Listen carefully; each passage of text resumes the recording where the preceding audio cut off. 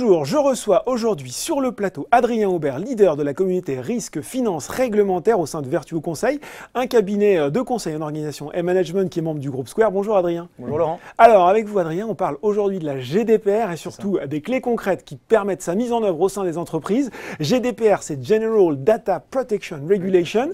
C'est un acronyme qui ne parle pas forcément aux gens qui nous regardent. En tout cas, ce qu'on peut dire, c'est que ça nous concerne tous parce que ça concerne la question de l'accès, de la gestion de nos données personnelles par toutes les entreprises, c'est ça? C'est absolument ça, Laurent.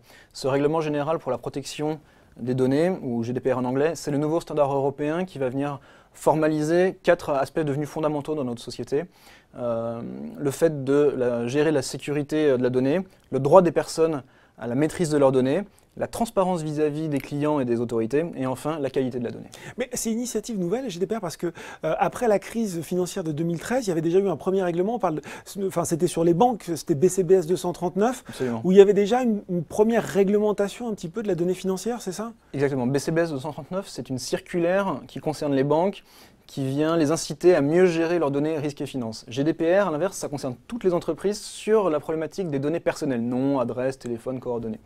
Donc finalement, c'est 2 sujets complémentaires qui vont venir, on va dire, consacrer l'avènement de l'ère de la donnée qui est devenue une forme de patrimoine ou de capital qui est fondamental pour les entreprises aujourd'hui. Alors, on a l'impression que c'est un chantier important, pour ne pas dire colossal. Quels sont vraiment les points saillants? On a l'impression que c'est beaucoup de process, beaucoup de mise en œuvre de procédures de reporting qui vont être à mettre en place par les entreprises. C'est un peu ça, mais pas uniquement. La première chose à faire, selon moi, sur GDPR, ça va être de cartographier l'ensemble des données personnelles, déjà en commençant par les définir. C'est quoi une donnée personnelle finalement aujourd'hui? Le nom, les adresses, les adresses email, c'est ça. Ça peut être pas mal de choses. Il faut se poser la question de où est-ce que ces données, je vais les collecter auprès de mes clients, à quel endroit je vais être amené à les stocker dans mon système d'information, à les mettre à jour, les manipuler, les utiliser. Donc on va faire cette cartographie. La deuxième étape, ça va être de fabriquer ce qu'on appelle un registre des traitements. Un traitement, finalement, c'est quoi? Ça va être l'utilisation de ces données dans les différents processus de mon entreprise. L'idée, ça va être de tracer la finalité de ces données pour pouvoir justement présenter à une autorité quelles sont les utilisations d'une donnée. La dernière étape, une fois qu'on a cette cartographie et ce registre, ça va être justement de mettre en œuvre tous les traitements IT informatiques qui vont permettre de mettre en œuvre, en pratique, le droit des personnes à la maîtrise de leurs données. Corriger des données, les supprimer. Quand un client vous demande par exemple de lui dire « Qu'est-ce que vous savez sur moi ?», il faudra lui répondre et ainsi de suite. Il y a un enjeu GDPR aussi avec la cybercriminalité. Je pense que les gens qui nous regardent sont tous un petit peu inquiets maintenant quand on voit, il y a eu des exemples retentissants de piratage de données personnelles en masse. Est-ce que cette nouvelle réglementation va pouvoir améliorer la donne sur ce sujet ?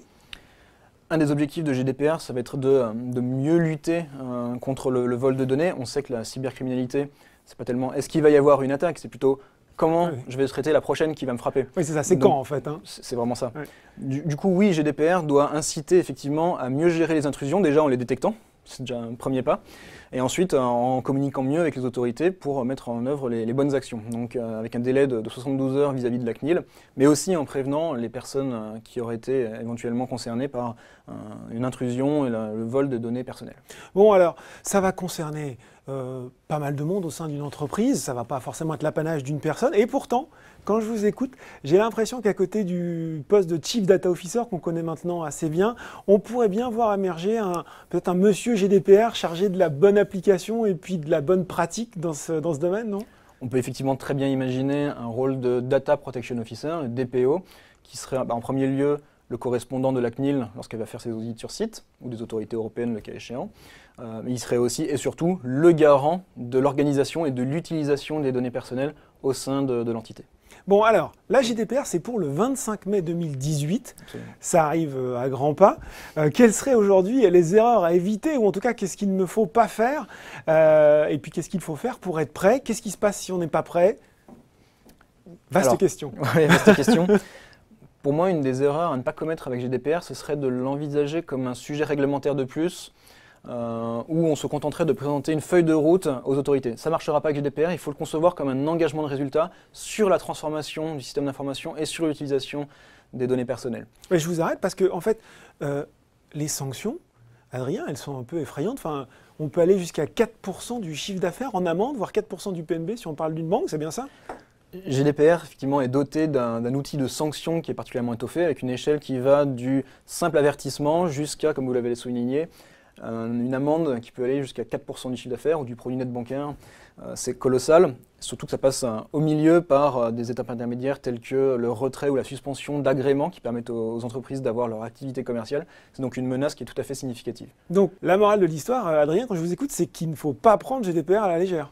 Absolument, pas de temps à perdre pour se mettre en ordre de bataille sur GDPR. Il y a du boulot. Il y a du boulot, énormément. Merci Adrien. Merci Laurent.